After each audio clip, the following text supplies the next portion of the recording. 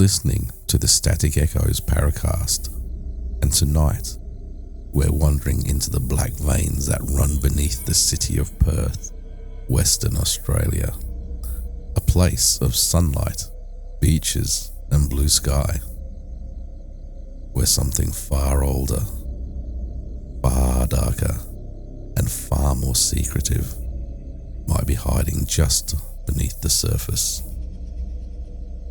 This is the story of whispered rituals under the gum trees of Kings Park, of hooded silhouettes standing among the ancient limestone quarries of the hills, of animals found carved open on the outskirts of suburbia, and something that happened to me personally, in a place where the echo of a footstep can sound like somebody following you. This is the legend, the rumour, the fear that refuses to die. This is the Satanic Cult of Perth. So settle in, turn down the lights, because tonight, you and I are going underground.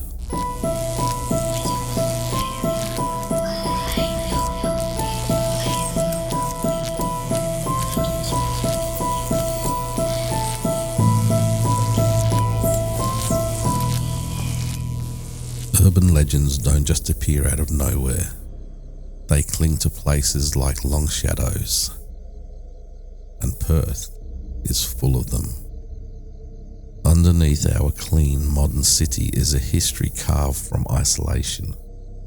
Western Australia is vast and empty, stretching out into the deserts that feel like blank pages waiting to be written on. But the space is closer to the city. Our forests, our bushland, the railway lines, and abandoned tunnels.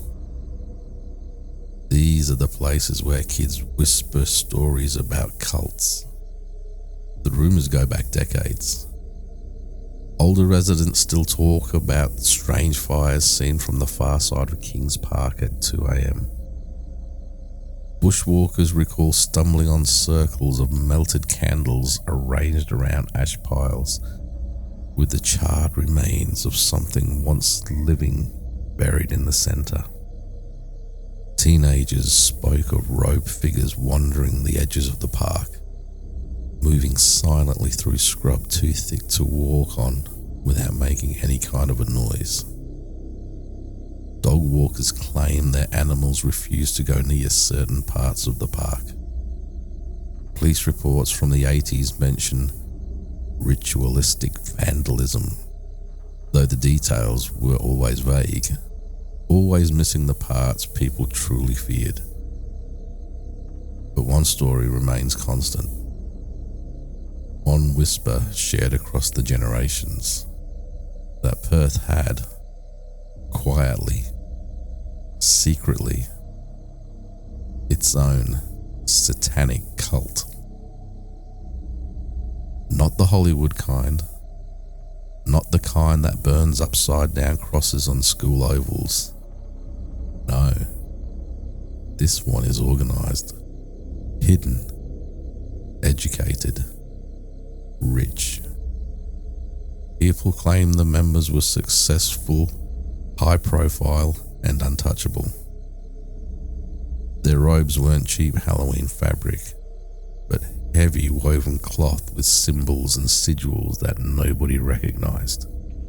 And for decades, the heart of their activity, according to legend, was Kings Park. By day, Kings Park is one of the most beautiful, peaceful places in the world. By night, the city skyline is absolutely beautiful, but it becomes something else entirely when you venture deeper into the park. Ask any Perth local who grew up nearby and they'll tell you, you don't wander into Kings Park after midnight, not alone. The park is massive, larger than many capital cities. with pockets of original bushland that feel ancient. The rumours centred on a particular lesser-known section of the park, a clearing, one that the local city rangers occasionally fenced off for, and I will quote this, environmental rehabilitation. Though no one ever seemed to see work crews there, and the fencing would disappear as quietly as it appeared. Bonfire circles were found, but never with the smell of beer or teenage parties. These fires were neat, precise, arranged with intention. Occasionally, something would be found in the middle, something half buried, half carved, possums, cats, and once, according to a ranger I spoke with, something that looked disturbing like a fetal pig, but too large, and with a bone structure he didn't recognize. He reported it, the specimen vanished before the next morning, and his supervisor told him he must have been mistaken. After that, he never reported anything ever again. But those rumours, they were just the surface. Most people dismissed them as urban myths or legends, until stories began spreading about another place. A place far more isolated, far more claustrophobic. The place where I had my encounter. The Swan View Tunnel. The Swan View Tunnel was built in the late 1800s for the old railway line. It sits on the edge of the John Forrest National Park, and even on its brightest day, the tunnel looks eerily dark, as if waiting to swallow somebody or something. As soon as you walk in, the temperature drops immediately. Moisture clings to the walls, and there's usually some kind of a puddle at both ends. Your footsteps echo in strange directions, sometimes ahead of you, sometimes behind, and sometimes right beside you. Locals say that for decades the tunnel has been a hotspot for strange gatherings. Not teenagers, not graffiti artists, but groups, always dressed in black. It's funny because most of us paranormal investigators usually wear black, and we are guilty of going to this tunnel at night, so I am sure that some of these witnesses are actually seeing our like-minded folk that go investigating the paranormal. But there's more to this. Some hikers claim they heard chanting echoing from the tunnel at 3 a.m. Others said they saw flickering candlelight inside, but any attempt to get closer caused the lights to disappear instantly, as if extinguished by an unseen breath. The most common story whispered by the older residents was simple and chilling. If you see someone enter the tunnel at night, don't make a sound. I can tell you personally that is not true, because there are always people going in there at nighttime, and they make a lot of noise. This is the part of this story that I don't enjoy talking about.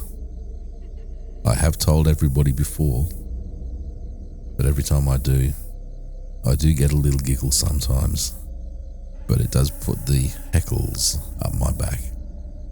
When we first discovered the Swan View Tunnel, we would investigate there quite regularly, but there was this one occasion that changed my world, I guess. It was a night around 11:30.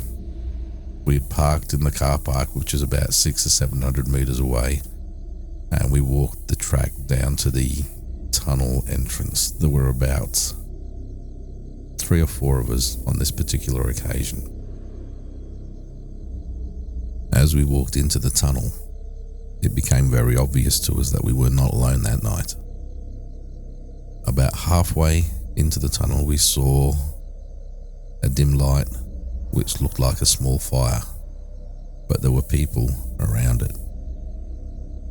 Thinking they were just teenagers being teenagers, we kept walking in, figuring when they see this big group of blokes walking in, they're going to just disappear, and then we can set up and do our paranormal investigation.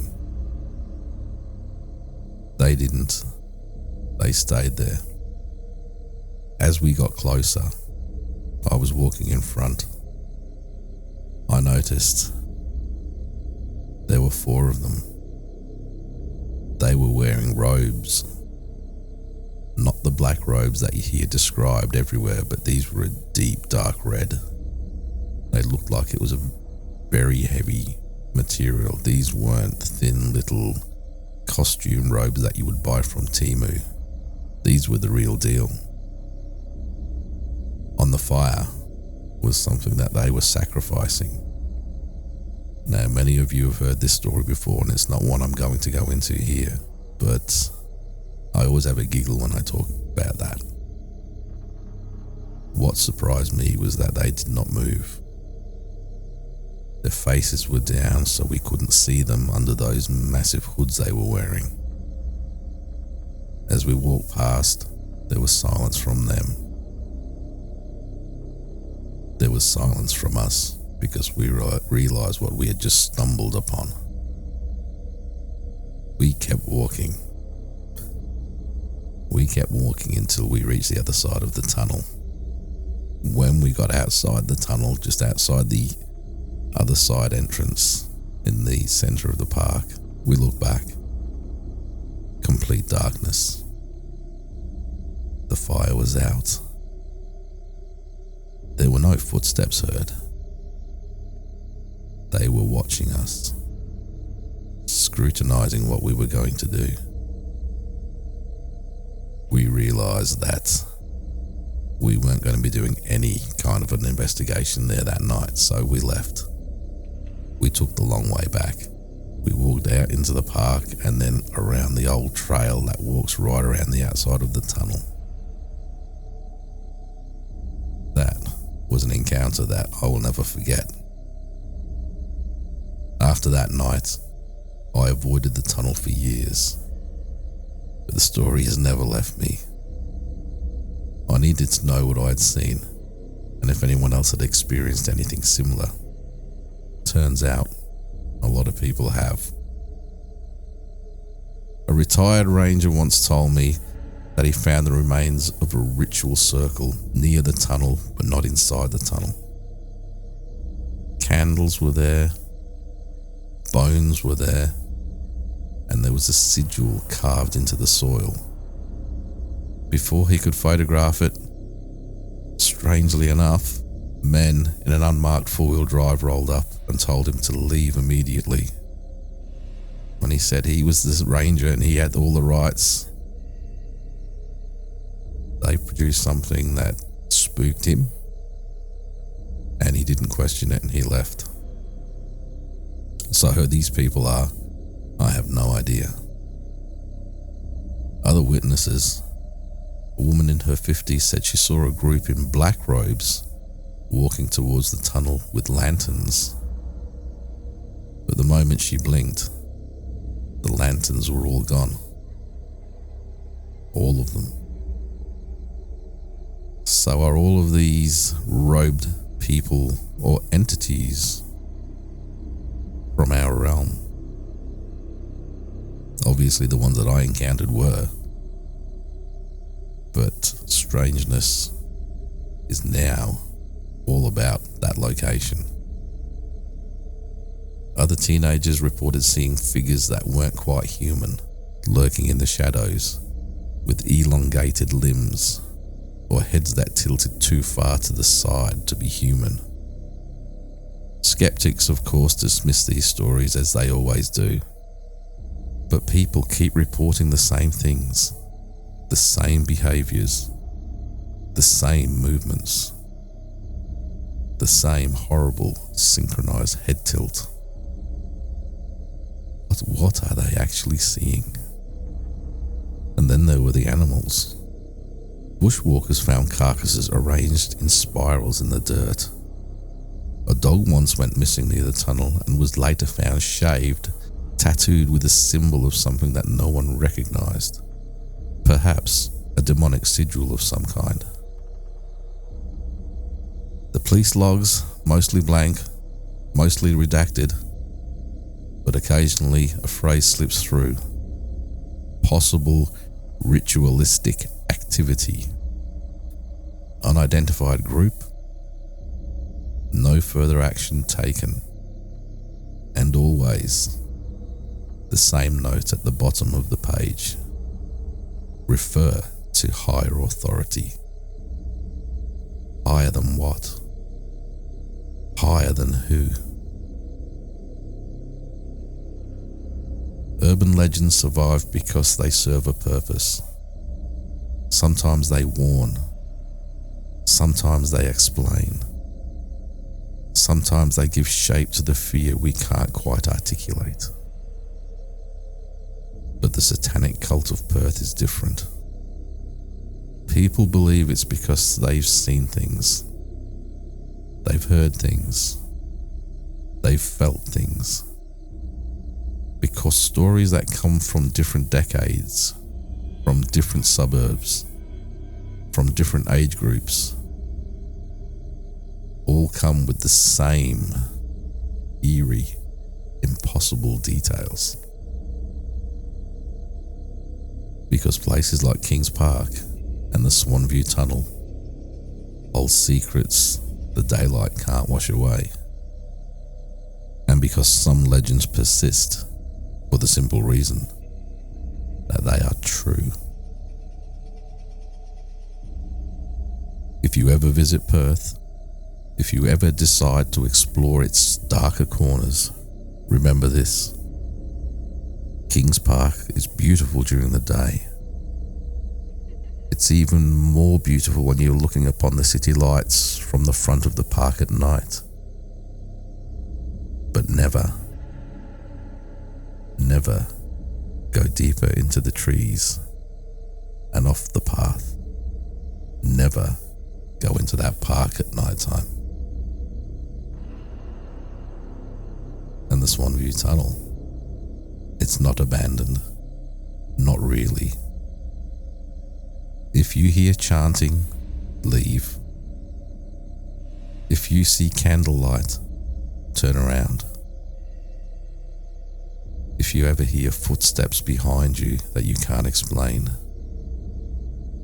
turn and walk the other way. And if you see figures standing in the dark, heads tilted in that same possible angle, run. Because some stories aren't just legends. Some shadows aren't empty. And some things beneath Perth are still waiting. This has been the Static Echoes Paracast. And tonight, you walk with me through the darkest legends Western Australia has ever whispered. Sleep well, if you can.